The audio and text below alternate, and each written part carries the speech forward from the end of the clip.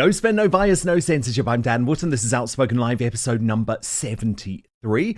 And please click to subscribe to this brand new independent news source. Turn on the notification bell. Then you'll be alerted to our brand new live shows, uncancelled interviews, and special royal episodes. Today, a shocking threat to Nigel Farage from an illegal arrival who claims to have entered the UK.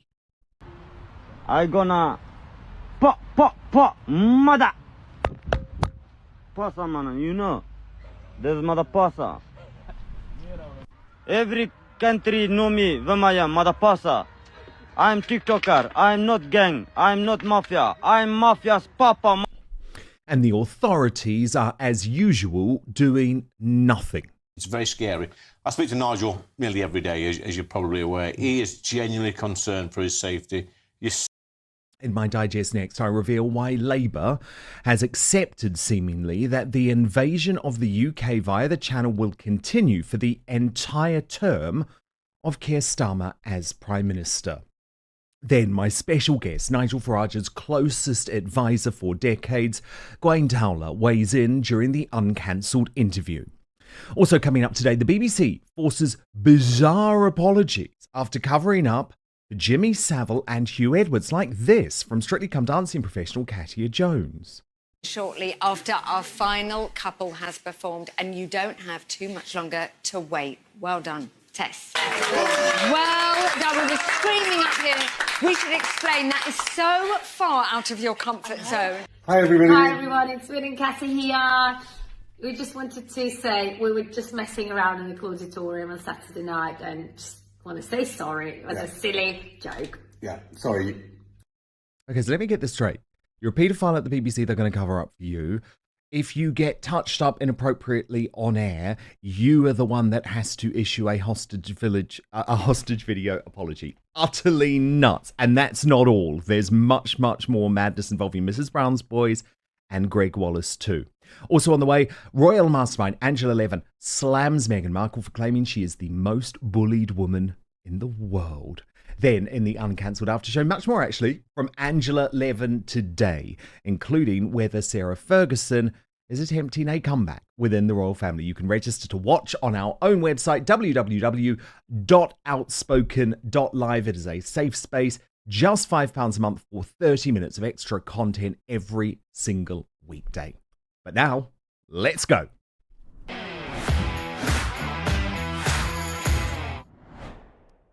Nigel Farage has been tracking the arrival to the UK of the illegal Afghan TikToker known only as Madapasa.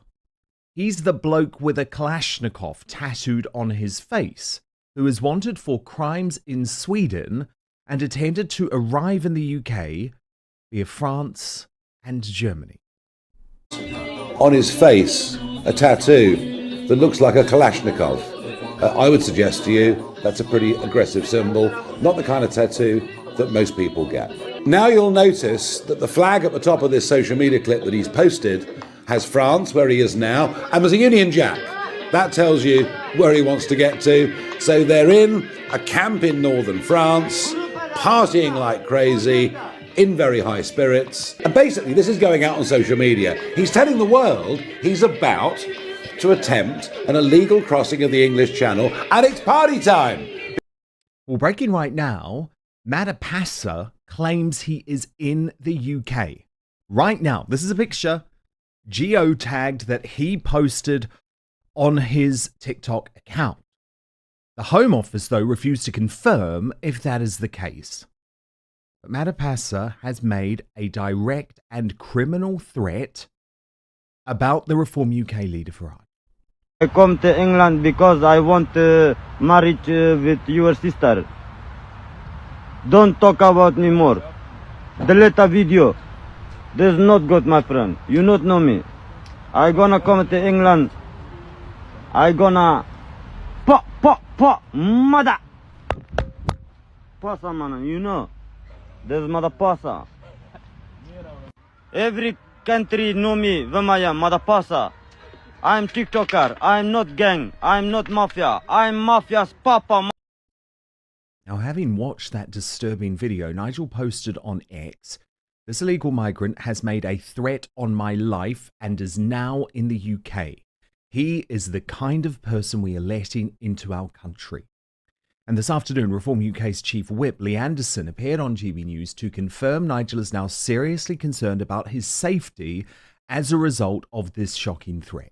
Clearly, Martin, one disturbed individual, this creature is. I've seen some of the TikTok videos he's been making. Is basically he's taking the mick. He's laughing at us. It wouldn't surprise me actually, Martin, if he was in this country right now. I suppose we'll find out towards the end of the day where this bloke is. But it's very scary. I speak to Nigel nearly every day, as you're probably aware. He is genuinely concerned for his safety. You've seen the security he has to have around him. You know what sort of country we're living in, Martin. And of course that is shocking, but there is a much bigger question at play here. Because our ludicrous decision to stay in the ECHR means that if Madapasa is here, no matter what crime he commits, the government is unable to deport him back to Afghanistan. This is what happens, Marty, when you've had successive weak governments who are not prepared to protect our borders and put the safety of British people first. This creature, once he lands on our shores, he should be quickly arrested and deported the same day. And you know what? If he gets these lefty lawyers involved, if he gets his claims human rights or anything like this, so what? Get rid of this creature.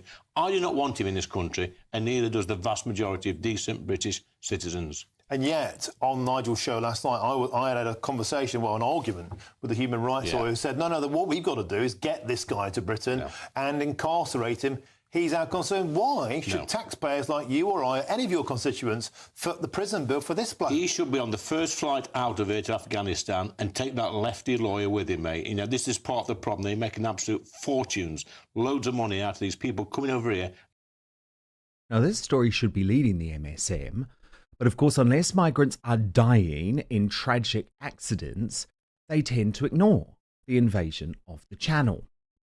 We know Labour wants to pretend it's not going on altogether. I mean, as Nigel puts it, instead they are quietly giving out 6-year contracts worth £521 million for processing centres because Starmer has no intention of stopping the boats. But what is the MSM focused on? Well, James O'Brien. He continues to have meltdowns, including this morning, over Boris, Brexit, and you guessed it, Nigel. He can't turn around and say, be like Profumo, squared. He can't turn around and accept the disgrace that he deserves any more than Nigel Farage can. They soiled the national bed. And Wes Streeting says we all have to lie in it. Serious question. Is that red-faced dude okay? Is there some sort of breakdown going on? Because maybe it's time for LBC to stage an intervention. But actually, the most hilarious MSM moment today, Sly News. You're not going to believe this. They set out to investigate the so-called far right in the UK that sparked the so-called riots after the Southport massacre. But guess what? They discovered it was actually all whipped up by foreign agitators.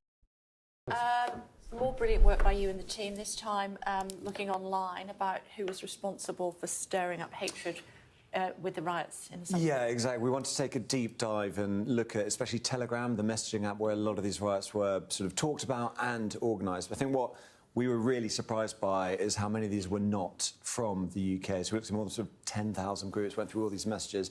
And it turns out the majority of these were not coming from the UK. They were abroad, effectively what you might call foreign interference.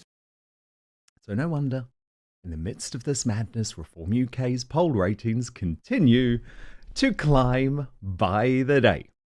Now it's time for the Uncancelled Interview.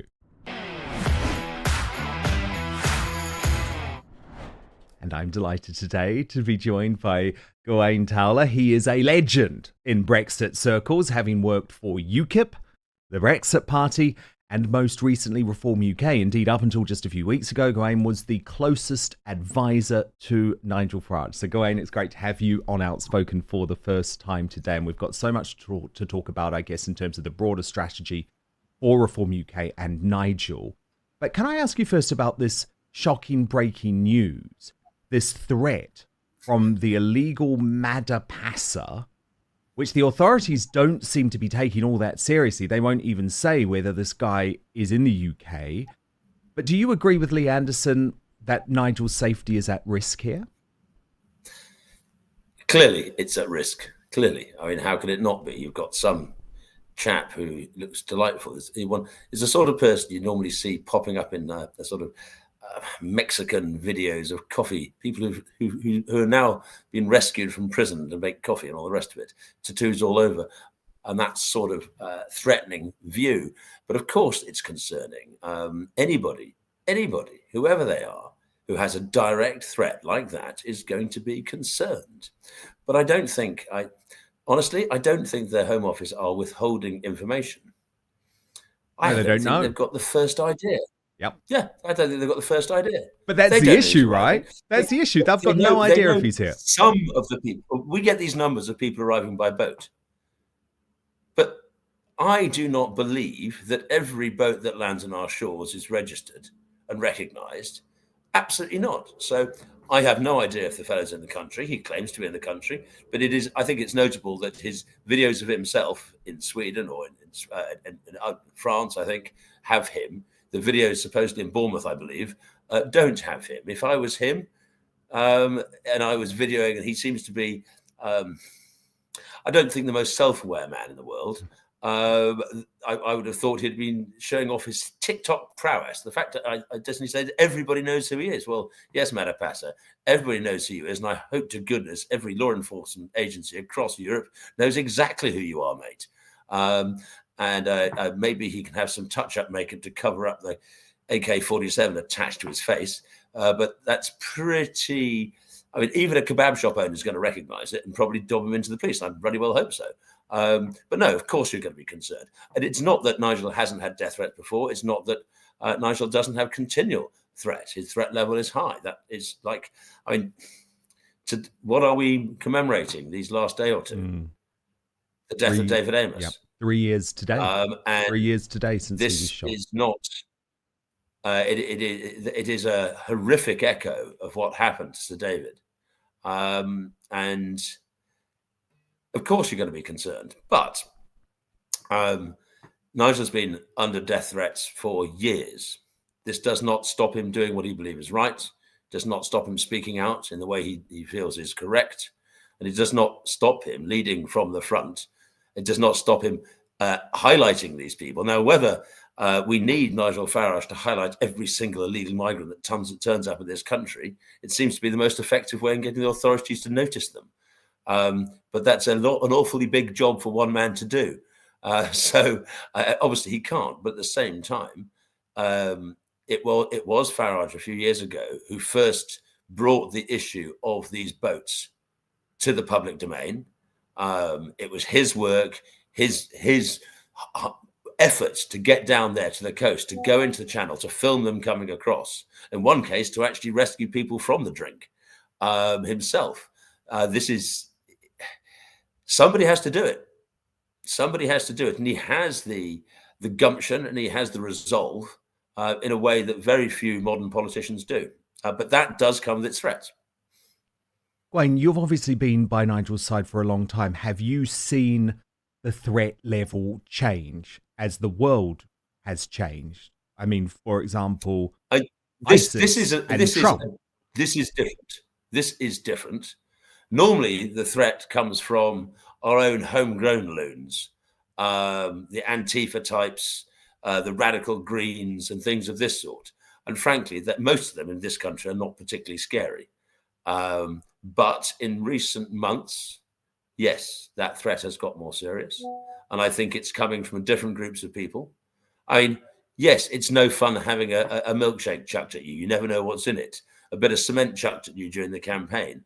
I wouldn't be at all surprised that someday I walk out of where I live and work and I get a face full of orange paint. Yeah, that's no fun. But these guys are of a different measure.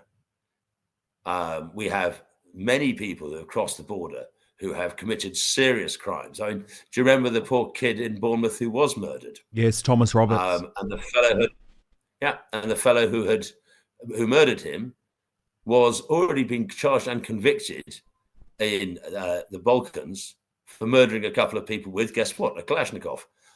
These people are amongst us, and their ways are different from our ways. And so whilst one can face down, and there was a horrible business a good few years ago now where Nigel was having a Sunday lunch with his family and he was chased out of the pub by some Looney Tunes. Yes, that was scary, but that was very different to what's going on now. Indeed, indeed. Now, look, let's talk about the political situation, Gawain, because something's happening, right?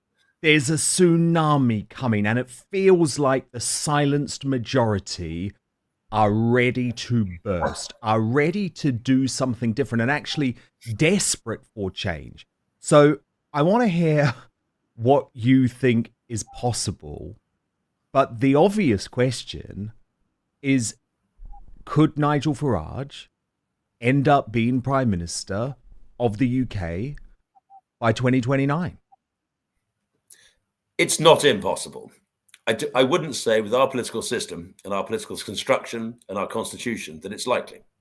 But it's not impossible. All sorts of things have to happen for that to happen.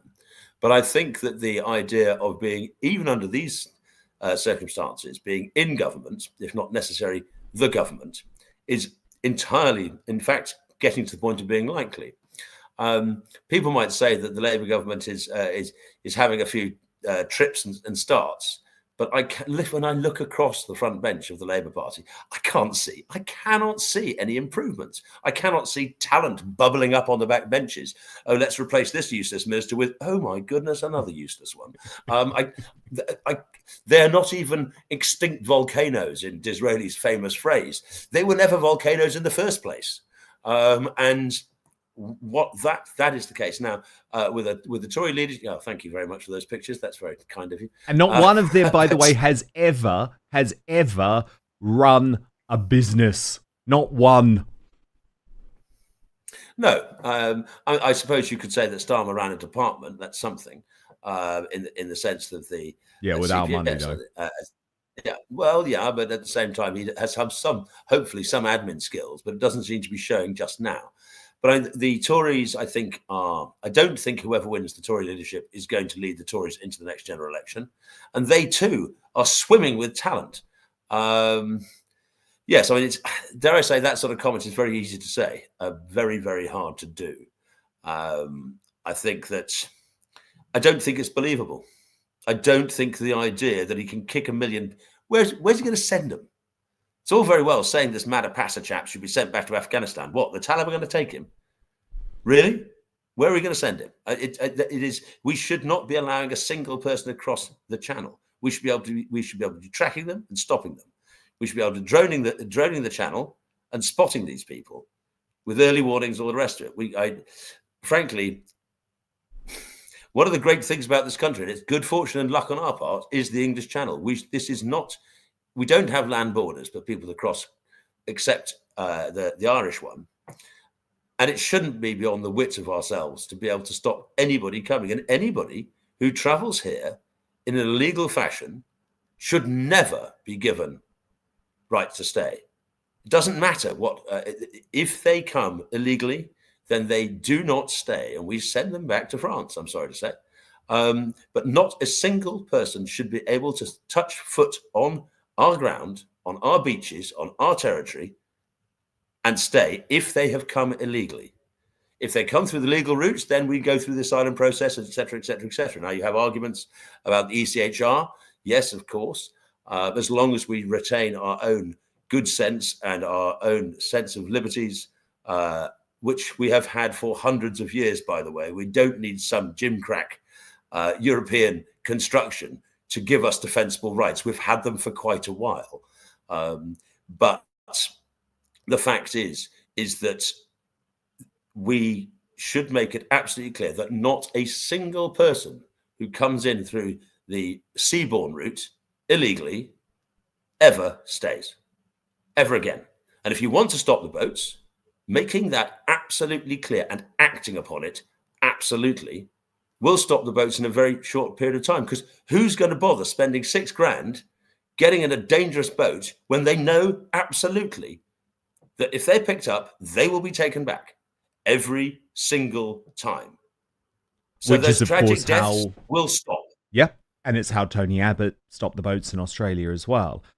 But look, I just want to dig a little deeper into those comments you made in regards to Robert Jenrick's claim that he would deport 1 million people. You know, mass deportations he believes in. Now, Nigel has been criticised in recent weeks for saying that that is unrealistic. And a lot of the Reform UK base are very disappointed about that because they feel that mass deportations are necessary. A lot of the Reform base would be delighted if we were to instantly repatriate 1 million illegal migrants from this country. But to make a promise like that without having the practical ability to do so, without having somewhere to send them, without knowing where they are, because most of these people, we haven't the first idea where they are, I think is almost irresponsible politics. Yes, that should be an ambition. But this idea, it's just do it, no problem. No, it's a huge problem. There are massive practical difficulties. And to just sort of wave it as a promise, I think is irresponsible, deeply irresponsible. An ambition, yes. A promise, no. Nigel is talking much more about Jenrick, though, than Kemi Badenoch, who I'll come on to in 1 second. Do you think he feels more threatened by Jenrick? Because it's very clear that Jenrick is trying to outflank Nigel on the right. Well, I mean, he's been open about the fact he wants to retire Nigel. Yes, well, good luck with that, Jenrick. Many people have tried to retire Nigel. It's never quite happened yet, has it? And the idea that somebody who's suddenly, poof, had this great idea that he didn't think immigration was such a good idea 2 years ago, whereas Farage has fought this fight and stood on this beachhead for an awfully long time. I'm sorry that a slightly opaque character with wavy arms and a rapidly slimming belly is not going to threaten Farage on this territory. But I suppose one of the good things is it brings the overturn window across to where we stand. But in the end, are you going to vote for somebody who you don't know actually means it? Yes, he wrote an interesting paper with Neil O'Brien. That's true. But I suspect Neil did most of the work. I just guess that. But I don't think people think that Jenrick is authentic. I think he has seen where the centre of public opinion lies and is chasing that. I don't think it actually is genuine. I just don't. And I don't think other people will too. I also feel that the Tory party, at least the parliamentary Tory party, are deeply uncomfortable with both characters in the final two. But they are where they are. But I think that there will be a great deal of difficulty for either of them to unite. They always talk about uniting the right. Good luck with that, chaps. Well, at the end of the day, though, there's huge numbers within the Conservative Party, though, in terms of MPs, who actually are not even on the right. And that is the issue. No. I've always said that from the Reform's perspective, I'd take about 2 to 3% of their peers, 5 to 10% of their MPs, about 20% of their councillors, and about 80% of their membership. Yes. That is the pyramid that interests me. And about 90% of their voters. And I think that is the pyramid. But the rest of them can go hang. I really am not interested in them.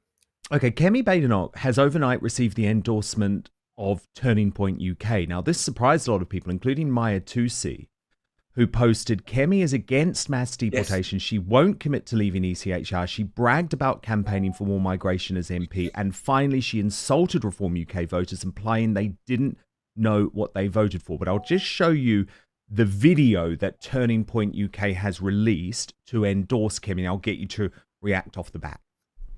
I think that a culture that thinks gay people should be stoned is as valid as ours. We do not want to see teachers teaching their white pupils about white privilege and inherited racial guilt. People should not be made to feel guilty for questioning levels of immigration, legal or illegal, if it is changing the place they know and love. If people don't want their taxes to pay for foreign criminals to be in our jails or on our streets, those criminals should be removed. So is Kemi all talk, Gawain? No, but I think she's brittle. I mean, yes, it's a little bit like the Bible or something of this sort. Whatever you want to believe, you can find a few verses in it that support you. And like many things. I mean, it's the stop clock thing. Yes, she's right on something. She fights the culture war very effectively, and of course, being who she is, it causes a certain amount of kittens on the other side of the argument, because they can't point at her and go, "Oh no, she's a black woman." We can't say that. So it does provide discomfort, but she's also been on the record for supporting far greater legal immigration, for far greater things of this sort, and I think that she has more ideology than Jenrick, but I also think that she is somebody who will enormously. I mean, I think Jenrick is dicey, but the Tory parliamentary party are no great fans of Kemi. Yes, on the other week they voted for her, but I think that was a screw up with the numbers by Grant Shapps, if anything else. But I suspect they have been used to her. Or at least we believe her to have briefed heavily against individuals, and her as a leader, I cannot see there be any trust at all. But I find it entertaining that Turning Point have supported her because, yes, as I say, you can pick and choose a few choice phrases, and she's a good dispatch box performer. On housing the other week, she was excellent and ripped Labour a new one when it comes to that. Yeah, and there's no doubt about it. But I think there are plenty of question marks over about how she approaches personal relations.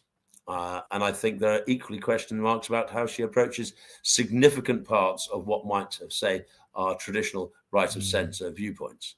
So, well, yes, I know, for example, she's been very personally rude to Nigel in the past, which is an interesting thing.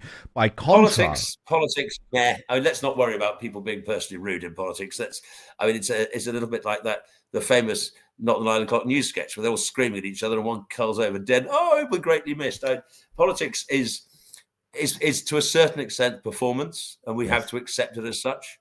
Ruderies across the dispatch box and drinks in a stranger's bar.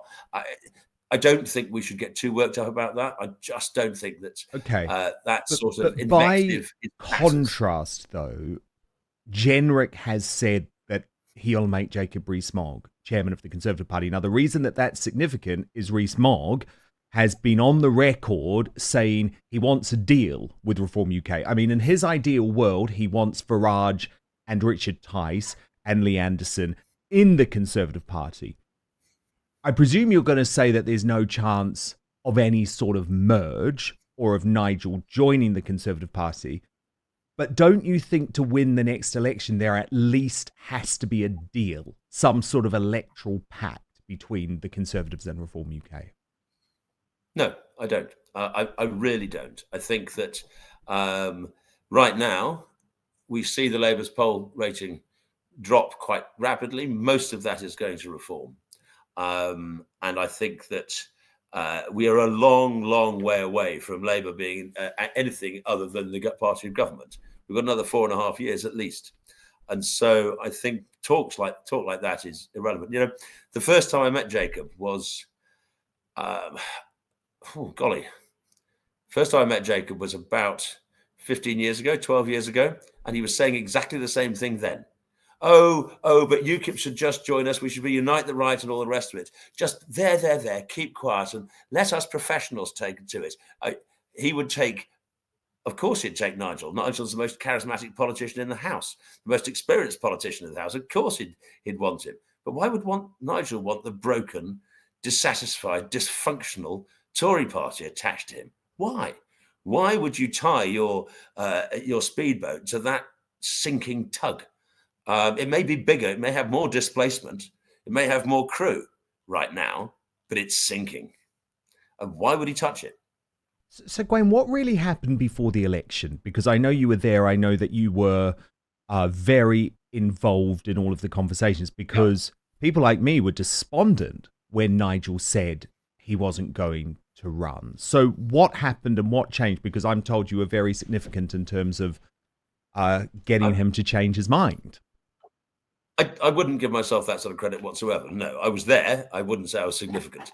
No, I went with him after he made that announcement saying he was not going to stand, and the infamous comments about spending time in Claxon on Friday evening, and the fact that he was living a much more comfortable life. He was having fun on on the TV. He was allowed to travel anywhere in the world. He was allowed to earn money. He was allowed to enjoy himself without people like Madapasa making death threats to him. It was a much more comfortable, much easier life. And he felt, looking at the timescale, that it would be very, very hard indeed to make the breakthrough that he wanted to make, get through it. But in the week after he made that announcement, he was out campaigning. Supporting Richard Tice in Skegness, supporting Lee Anderson in Ashfield. And I watched the conversations where people were coming up to him and saying, "Thank you, Nigel, for campaigning. Thank you, Nigel, for being here. But I've followed you for 20 years. Why are you letting us down?" And that sense of duty, that sense of honour is what carried him through. Yeah, well, I understand, because I felt let down. I saw his face. I didn't really discuss it with him. I wouldn't pretend I did. But I saw this. I can only describe it as a sense of duty. And to a certain extent, it was a sense of frustrated duty. Yes, I'm going to have to do this, despite all the downsides, despite everything. Nothing changed with how he was thinking a week before. No change was made in the difficulty of it, in the change to his life, into the reduction in income, and the reduction of liberty and freedom for himself and his family. No change there at all. What changed was him being face to face with ordinary people, coming up to him and saying, "Don't let us down. Please don't let us down. We need you." And that is what made the difference. He's an ambitious man, though, isn't he? And he wouldn't be doing this, Gawain, and you and I both know this, if he didn't think that he did have a chance of entering number 10. I think his ambition has always been, it's been a mix. Of course, he's a politician. He has personal ambition. Of course he does. But if you think of his 20 years in European politics and fighting it, that ambition meant that he had his mortgage was, he's thrice mortgaged his house and was driving a broken down Volvo estate whose rusted holes were covered in keep the pound stickers. It wasn't a very lucrative thing. If ambition was about personal wealth and influence and friends with Trump and all the rest of it, he could do that just as well by not being an MP. So his ambition, he's always said, and there is truth in it, there are sorts of people in politics, those who want to do and those who want to be. He's never really wanted to be. And his being is more about what he can do than what he can do for himself. And that has always been the case. If he wanted to do stuff for himself, he wouldn't have stood as an MP this time. He wouldn't have stood for Parliament. He'd be much richer, much safer, much happier. But that sense of duty won through. And here we are. Is he bruised by how hated he is by the establishment? 20 years ago, when he first discussed employing me, it was a case of, if we get away with this, we'll never be forgiven. Yeah. We've always known it. Yes, but the bruises, the scars have got scars, and those scars have got scars on top of them. We know, but we also know that what we're doing and what we have been fighting for and what we are trying to achieve for this country is something that, whilst our own personal, in my case, my own family might be annoyed with me for being a domestic disaster, I hope my great-grandchildren will say, well, it was worth doing. Yes, indeed. What about Nigel the man? Because you've spent more time with him, Gawain, than virtually any other person on the planet. I had the privilege of working with Nigel for a short period of time, about 3 years at GB News. He's actually a very loyal guy, isn't he? What do you think the public don't know about the real Nigel? I would say not a great deal. That he is a bit WYSIWYG. What you see is what you get. The bloke in the pub, the bloke at home, the bloke on TV, the bloke in these film studios, and so on and so forth. There's very little difference between one and another. I think privately he's possibly more thoughtful than you might assume. He's certainly he wears his learning lightly. he reads, he does understand.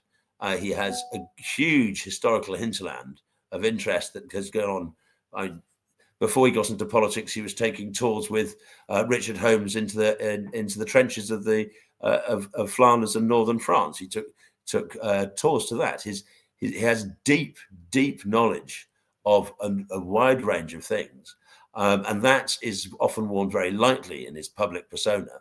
But I would say beyond a level of thoughtfulness that you might not know, and you mentioned his loyalty, the fact that I'm still around, and still I saw him today, despite the fact I was fired only 2 weeks ago or 3 weeks ago. That level of loyalty, it goes both ways. And he feels that way towards the people he's worked with over the years. He feels that way for the people who supported him. But it does go both ways. I don't think somebody can demand loyalty without giving it back. And he certainly does. And so are you disappointed not to still be with him at Reform UK? I wouldn't be talking to you if I was still at Reform. No, of course you're not. You're delighted. You're unleashed. No, the point is, I've spent an awful lot of time there. I think that some of the processes that the party is trying to put together in order to be in a position to win that election that you're talking about, in order to be in a position to win the elections in Wales and or do well in the elections in Wales and Scotland coming up and the councils, and to build that bandwagon, build that momentum to go into the next general election.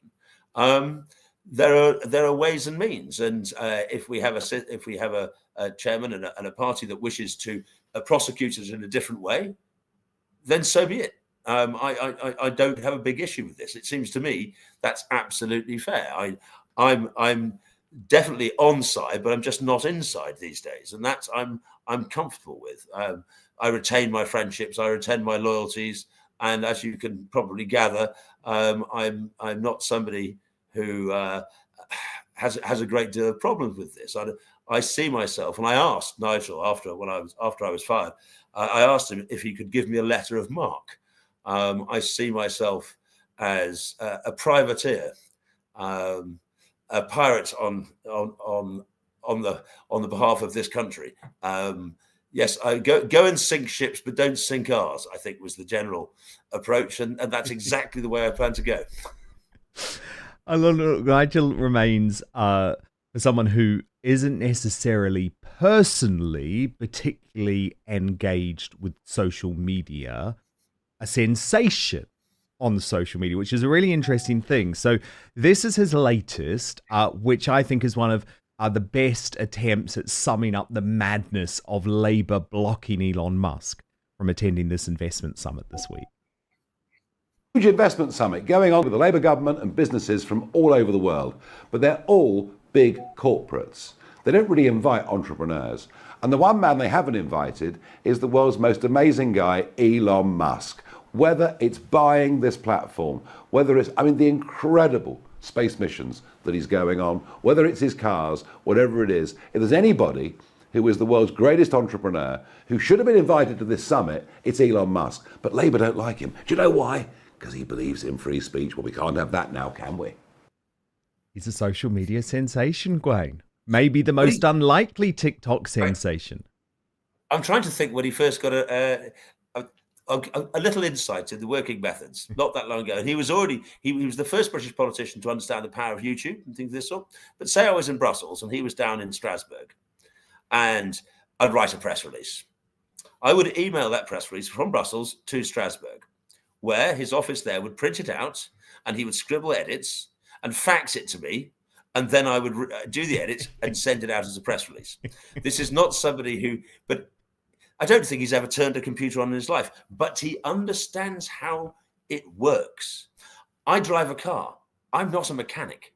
I don't need to know how the engine works in order to get from A to B. And you don't need to know the nitty-gritty of how do you post a TikTok or how do you whatever it is to understand how it works and how to engage with it and how to engage with the public. And this is a mistake. You don't have to be an engineer to drive a car. No, indeed, a fascinating insight into Nigel Farage. Stand by Gawain, though, because what the hell is going on at the BBC? The broadcaster that spent decades covering up for Jimmy Savile, Hugh Edwards and Martin Bashir all of a sudden claims to have some morals. But now they're forcing all of their so-called stars to apologise for what seems to me making jokes.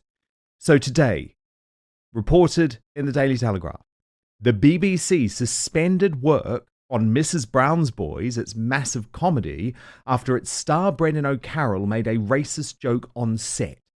Working on the sitcom's Christmas special was paused following complaints by cast and crew members after the comedian is understood to have used an offensive term during a read-through. Now, he issued a hostage video apology, telling the Daily Mirror, which first broke the story. At a read-through of the Mrs. Brown's Boys Christmas special, there was a clumsy attempt at a joke where a racial term was implied. It backfired and caused offence, which I deeply regret, and for now, which I have apologised. Then we move on to the bizarre case of Strictly Come Dancing, which has been mired in all sorts of scandal over the past few weeks. And over the weekend, the Welsh opera singer Wyn Evans and Katia Jones were made to give a hostage video apology by BBC bosses after these on-screen events. Watch. Shortly after our final couple has performed, and you don't have too much longer to wait. Well done, Tess. Well done. We were screaming up here. We should explain that is so far out of your comfort zone. Hi, everybody. Hi, everyone. It's Wyn and Cassie here. We just wanted to say we were just messing around in the auditorium on Saturday night and just want to say sorry. It was a silly joke. Yeah, sorry. And then the BBC insisted that Katia, the woman there, that she really was right to apologise after being touched up on live TV. Watch. I need to make something crystal clear. The hand incident that happened on Saturday night was a very silly inside joke between Wyn and I. So even the idea that it made me feel uncomfortable or offended me in any way is complete nonsense. It's quite absurd, actually. And now Greg Wallace is apologising for a joke that he made 6 years ago. Here's the report from The Sun. Greg Wallace's future on MasterChef was under fire last night after it emerged he was probed over inappropriate sexual comments to a female BBC staffer. Bosses rapped the host in 2018 for taking off his top and bragging about romps we can reveal for the first time. He was also accused of being rude and insulting to women on a different show in 2023. Last week, the BBC pledged to clean up bad behaviour, but an insider questioned why Wallace was allowed to stay on the flagship cookery show despite allegations about his conduct.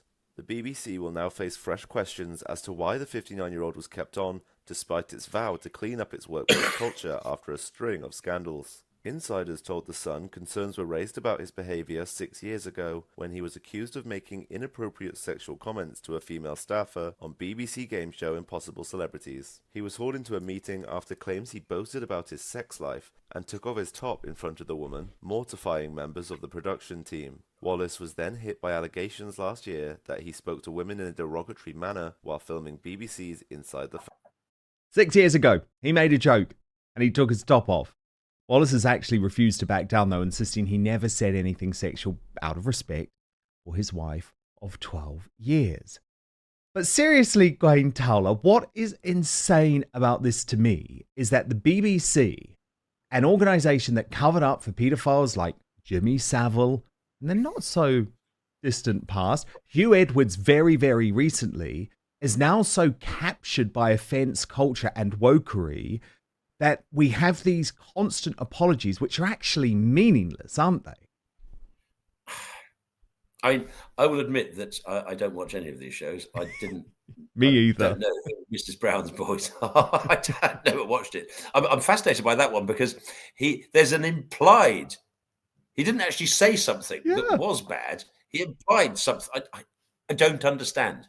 I think the thin-skinnedness of all this baffles me. you've got a couple of, and it's the classic hurty words, hurty acts. Hurty acts are covered up. Hurty words we can deal with. And in the case of the Strictly stuff, as far as again, not a program I've ever watched, but as far as I understand, Wyn Davis, sorry, his most famous persona is a slightly buffoonish character. And to me, it was those two doing a buffoony thing. You notice the next second, she's holding his hand without any discomfort at all. And there's this ha-ha stuff in the background. To me, it's clearly, okay, from a casual observer, you go, whoop, and point the finger and go, look at that.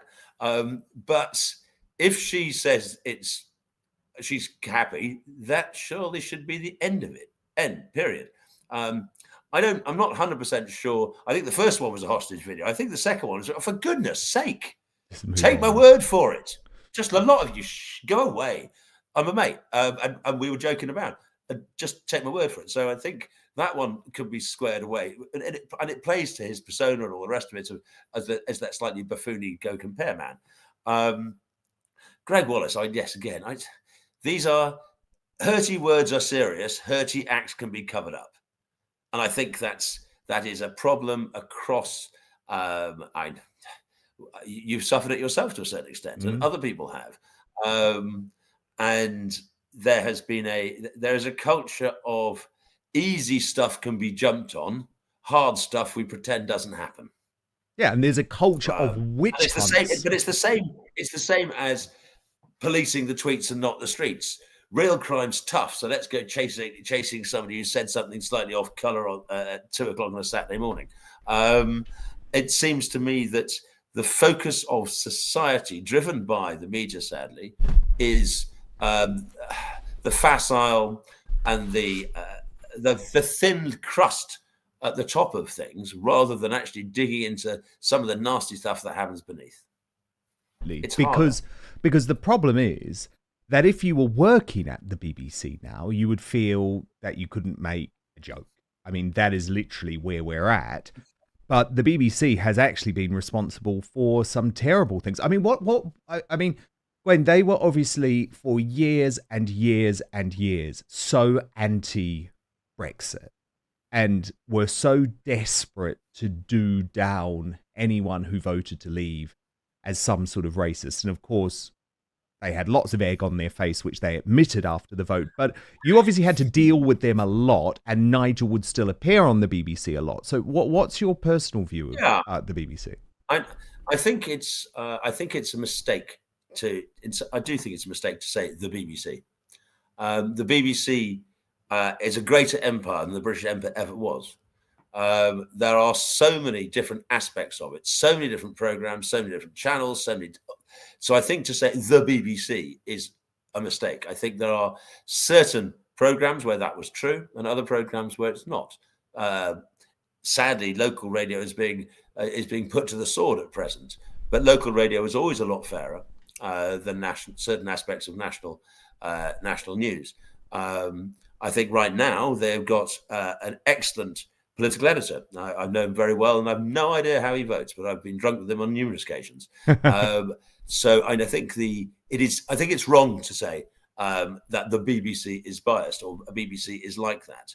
But I do think light entertainment and comedy are very much that way inclined, and be that dramatic comedies, sitcoms, and all the rest of it, or the sort of aren't we terribly clever? We got a starred third at Cambridge, and we spent our time with the footlights and went to Edinburgh and now got a slot on the BBC comedy shows. That lot, they think it's funny. Nigel Farage, she's just like some nasty German.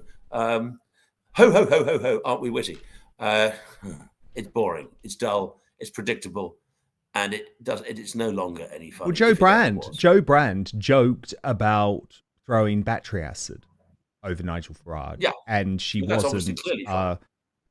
She wasn't sanctioned at all. I actually had to fix my waistcoat because I was laughing so hard when she said that. Me and thousands of other people around the country, peals of laughter, peals. No, it's just tedious. Should it be censored? No, because they show themselves for what they are. And frankly, if they're laughing, if they're singing to their ever decreasing circles of audience, let them do so. I wish they weren't paid by the license fee payer to do so, but I wouldn't stop them. I mean, they are not funny, they are laughable. Yeah, but that is my issue with it, that we're paying for it. We are paying for that bias. Yeah, other than that, but I mean, if they want to do it, I mean, crack on.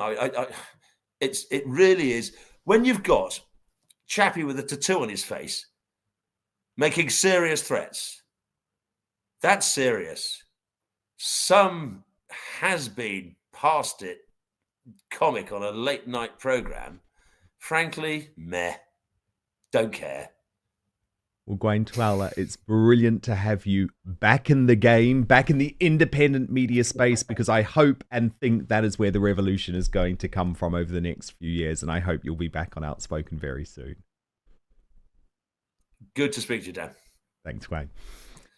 Now stand by, because in just 1 minute, Angela Levin is up, and she's looking at why Meghan Markle has decided to claim she is the most bullied woman in the world. But first, it is the best time of year, guys and girls.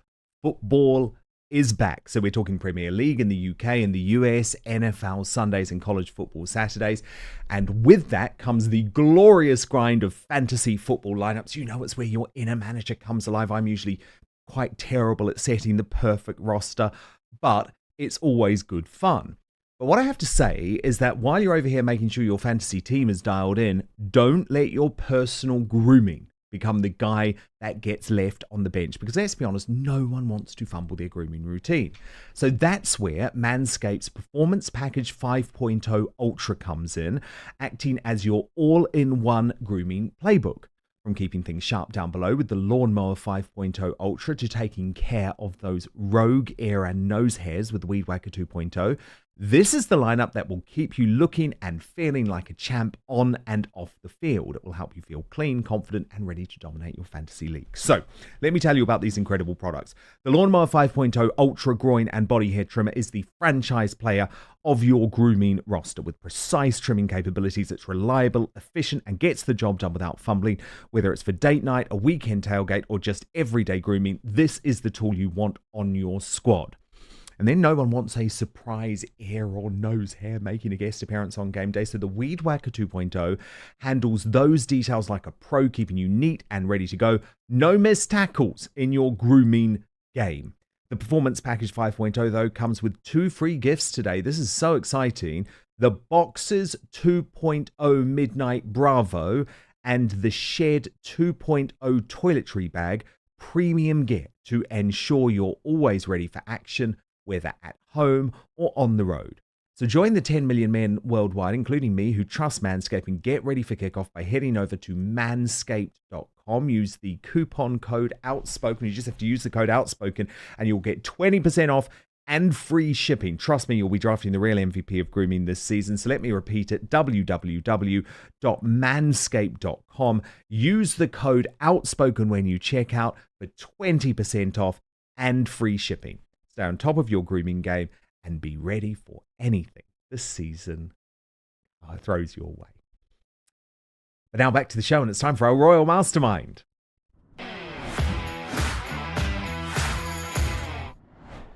And the biographer of Prince Harry and Queen Camilla, Angela Levin, joins me live. Angela, can you believe that Meghan Markle has claimed to a group of young children that she is the most bullied woman in the world?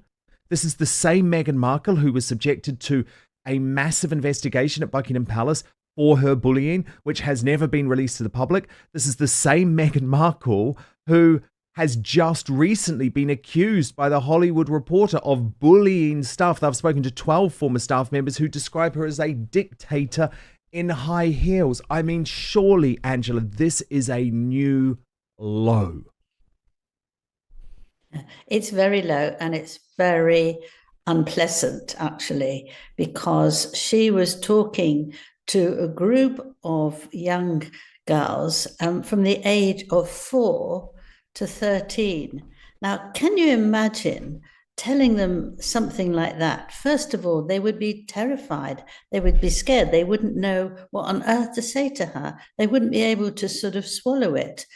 It was just the most extraordinary thing. That is not the way to get people to like you. She's an adult and she should know that. In any case, she was there. It was a digital wellness program, which Archwell Foundation was paying for. And so she was there, you know, in the right to help these children. Instead of it, she must have sort of scared the living daylights out of them. And then she goes on and adds that it was really worse when she was pregnant with either of her children.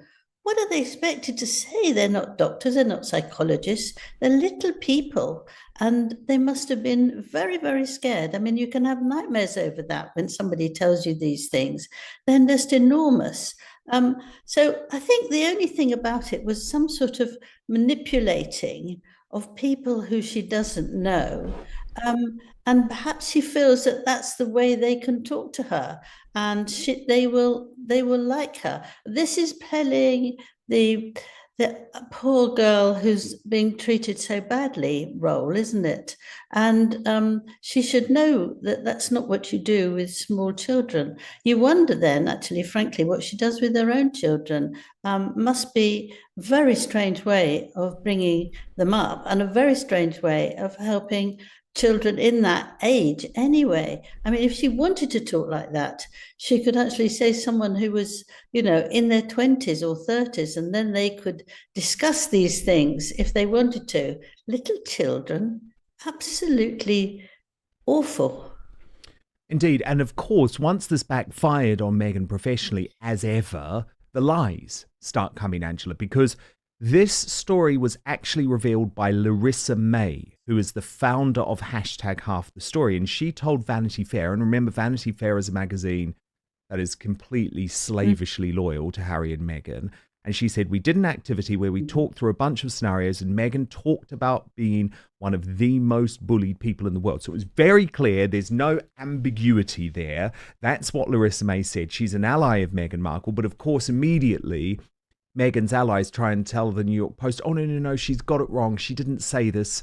Just stand by your words and stop throwing your allies under the bus. Yes, it's very wrong of these magazines to actually follow somebody who is being appalling and actually saying He's a proven lies. liar. It's the thing is that she should surely know the difference between being disliked and being bullied. I think she's very disliked. I don't know if she's ever been bullied, actually. It's a very different thing. She might have been bullied, but I think that what's the trouble with her is a lot of people don't like her because they don't like her lies. They don't like how she's been talking about the royal family when she was given so much. And it's very strange that she can't actually see the huge difference between those two things. Oh, it's awful. It's absolutely awful. And the thing is, Angela, we all liked Meghan when she first entered the royal family, or even if we didn't like her, we were prepared to give her a chance. And actually, I liked her. Yeah. I liked her. Yeah, I was very, very pleased for Harry's sake that he had found someone he loved, someone who could cope with being in the spotlight. And I thought that, you know, she was very beautiful, and that at last he'll be happy with her and have children and do all the things he wanted. So I was on the right side of all this. But I soon realized that is a very, very different person from what you think of initially. And I think that's much more visual now than it was when she was very, very keen to actually get the marriage done. Yeah, indeed. Indeed. And the thing is, though, it's almost like gaslighting the world, isn't it? When she tries to say she was the most bullied person in the world. Because, hear me out on this, Angela, no one was disliking her or bullying her until we all learned about what she was doing to the staff members at Buckingham Palace, what she was doing to Prince Harry in terms of dominating him and controlling him and taking away his confidence, what she was doing in terms of being awful to Catherine, the Princess of Wales, what she was doing in terms of talking to the staff members incredibly rudely, even a gardener at Windsor Castle so badly that the late Queen felt she had to get involved. The late Queen had to call Prince Harry and say, your wife can't keep treating people like this. I mean, there was story after story after story. And actually, Angela, a couple of times people may have thought, okay, we'll give her the benefit of the doubt because she's from Hollywood. She doesn't know how this works. But it was an avalanche of stories. Yes, but the thing is, for me as well, when she was interviewed by Oprah Winfrey, it was the thing I saw overnight because I was supposed to talk about it immediately it finished. And I thought it would be a bit boring, really, to be honest with you. But I was astonished by the things she was saying, the lies coming out one after the other, and you can't believe them. And you think, how dare she say this about the royal family? How dare she say this about her wedding and get the Archbishop into terrible trouble? I mean, it was just astonishing. It was one thing after the other. And then you think there's something very, very wrong here. I mean, why is she doing this? She's got everything she wants, especially Harry. And to behave in that sort of negative way, demanding way, spiteful way, is something you don't forget. That's how you see somebody. No, indeed. But it's just such gaslighting behavior, isn't it? To say, oh no, I'm not the bully. I'm not the bully, despite the fact that actually there are about 40 people who have accused you of bullying over the course of the career. But no. I'm not the bully, but I'm bullied. I'm the most bullied woman in the world. I mean, it's just quite an extraordinary tack to take. But frankly, that's not something to be proud of, is it? I mean, you keep quiet about that because you must think there's something very wrong with you. That's what people feel like. I mean, apart from getting it wrong about bullying and not being liked, I mean, how could you say that? Present yourself, well, I'm being the most bullied woman in the world. Is that something you want to achieve? I mean, of course, it's nonsense to feel like that. And how does she even know, Angela? Because this is the other thing, her inconsistencies are so significant because how does she even know, given that she's the one who always claims, and I know this to be a lie, but she says it, Angela, oh, I don't look at social media. I don't read any of the reports in the press about me because I don't want to see any of this stuff. So how do you know you're bullied, Meghan? Where is this coming from? I mean, her inconsistencies are all over the place. Yes, I mean, that is ridiculous, isn't it? Because she's made it very clear. Any meeting with women that she's had, any meeting with anybody she's had, she makes it clear that she doesn't get involved with that. It's too low for her. She doesn't want to be involved in that sort of thing. Then how does she find out? I mean, how does she find out in the world? We're not talking about, just London. It's just a world. And this goes through her that she's always talking about global. I mean, she can't know that much about it. She couldn't get that in a day of looking at everything everybody's saying around the world is about you. But this is the problem. It's me again, isn't it? Even if it's nasty, even if you hate hearing it, I think she just leaves it and moves on to the next thing. But how can you say that about people? It just makes absolutely no sense whatsoever. And Angela, you think the timing of this bizarre intervention from Meghan may have been deliberate against Catherine? Well, I mean, the number of times that she comes out with something when either William or Catherine or King Charles, anybody is doing something, out she comes half an hour before or just afterwards and shows what she wants to say. She's done that with so many times.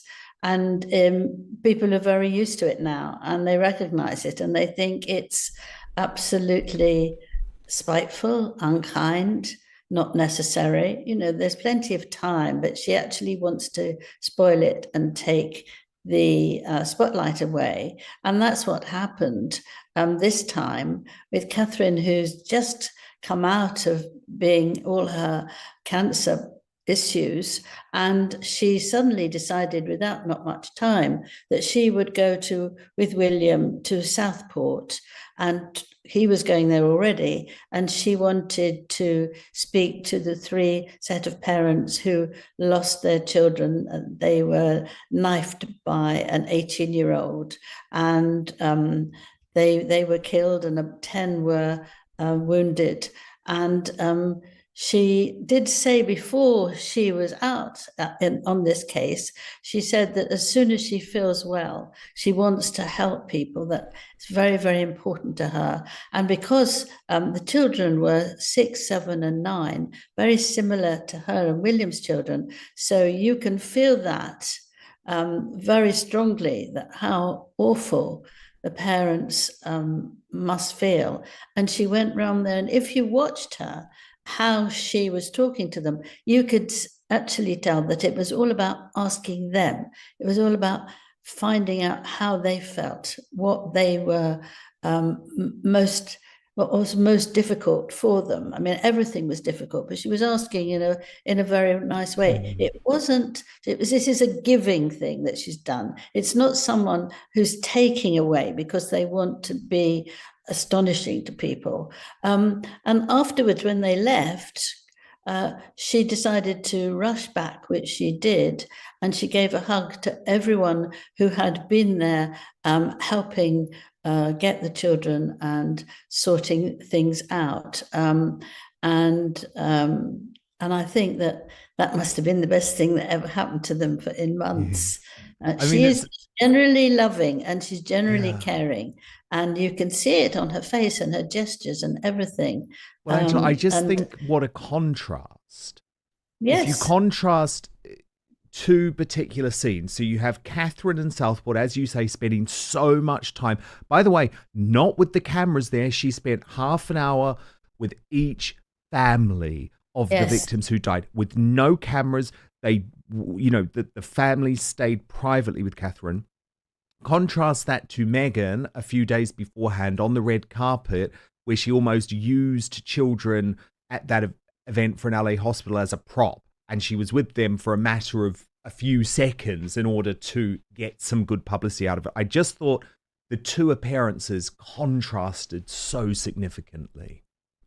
Yes, and I think this is what really upsets Meghan, because she can't work out how to get it right, because it's not in her, frankly. Some people find her good qualities, but those are not. She can't actually let someone else be the main part of what she wants to do. It has to be her. You see it all the time. Whereas Catherine, she really, really cares, and she feels that her role is to take advantage of her position and help other people as much as she can. And she's the sort of person that if she gives you a hug or she talks to you gently and asks you about yourself, who we can see, people want to tell her. Little children run up and hang around her legs. They feel that she's just lovely. You don't have to tell them to do that. They just run. It's very interesting to see. And parents feel relaxed with her and that they can actually trust her. I think it's a wonderful thing that she's got. And it's wonderful for William, helped him develop into a wonderful father and husband, because his own background and family, it was very difficult for it to be happy and relaxed. But she's just one of those people where you feel very, very happy with her. Now, the big royal event that we're waiting for, Angela, this week is King Charles pausing his cancer treatment. So this is really significant, to visit Australia. It's a long trip. He's also going to be attending Samoa as well. But what is so shocking is that the Australian Republican movement are just treating him appallingly. 6 premiers refusing to visit him. I mean, the damn Prime Minister of Australia, Anthony Albanese, is an avowed Republican. And to me, Angela, look, of course, Charles has made it clear Australia has self-determination. It is up for the people of Australia to decide whether they want to be a republic or not. Completely get that. But isn't it quite crass, given this has been referred to as a farewell tour from Charles to Australia, given the state of his health, that are being so political and really, actually, it feels to me, trying to humiliate the king? I didn't know it was called that. I mean, I think that's a terrible thing to call this, to end something when he's actually still alive and he's still working. I can't believe that that's what they called it. I mean, it's disgusting, isn't it? Well, the good thing I about think it that's is the media, in fairness. That's the media rather than the premiers themselves. But still. Okay. Still, it's very unpleasant. The good thing is that people like him enormously. I mean, 1 in 4 are absolutely delighted he's coming. And I've had quite a few people asking me, you know, we're so excited. We haven't seen him for a long time. We're so excited. It's rather the public like the king, but the people who work for the country don't.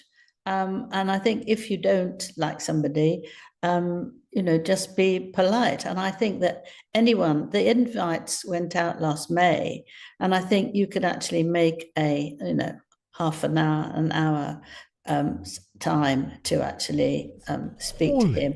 Be polite. It's so rude. Very Angela, he is the head of state. Yes. I mean, it's so appalling.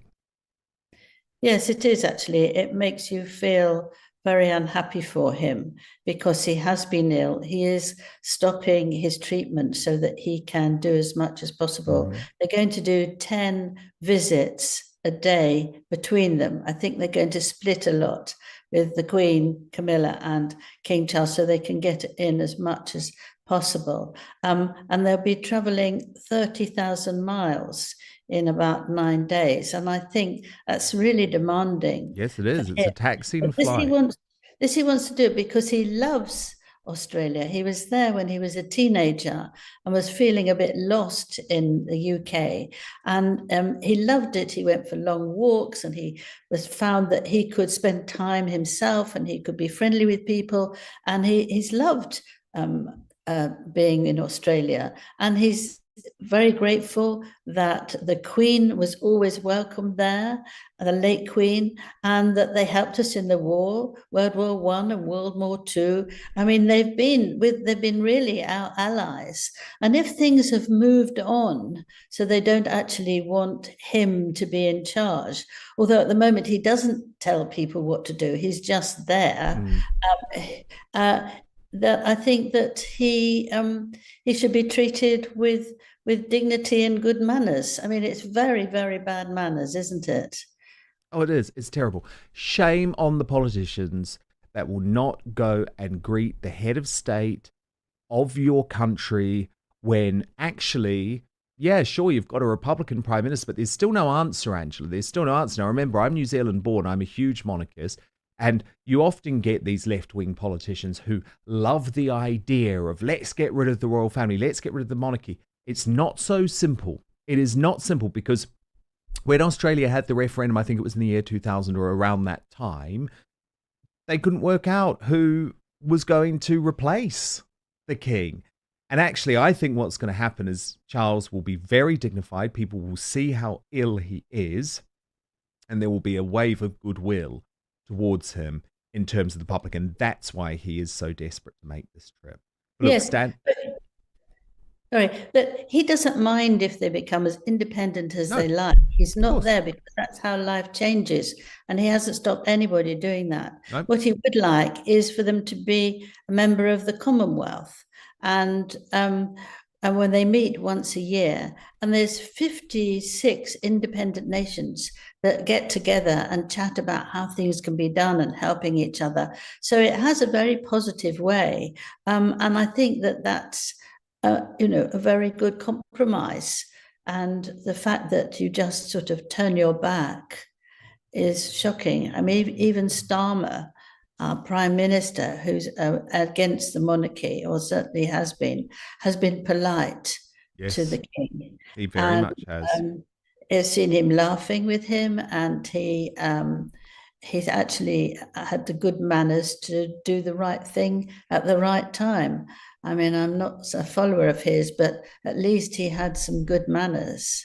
And I think they'll look ridiculous, the ones who don't, because I think there'll be so many people there to cheer him on, because he's come a long way, and he's been a pal for a long time. He's been there 15 times, been to Australia 15 times, so he really does like it. And they'll look like wimps. That's what I hope, anyway. Indeed, indeed, indeed. Oh, look at him. Look at him. He looks so lovely. Look, Angela, don't go anywhere, because you've got much more coming up, including the latest on Prince Harry and Sarah Ferguson as Fergie, trying to engineer a royal comeback. Angela's got all of the details. We're going to do it over in our safe space, www.outspoken.live. It is our membership section. You get half an hour of extra content every single weekday. So just register, www.outspoken.live, and you can stick with me and Angela for the next half hour. Please do subscribe, though, if you're watching on YouTube or Rumble. We are back live tomorrow at 5 p.m. UK time, midday Eastern, 9 a.m. Pacific. Most importantly, I promise to keep fighting for you, but I hope to see you on the after show with Angela Levin in just one moment.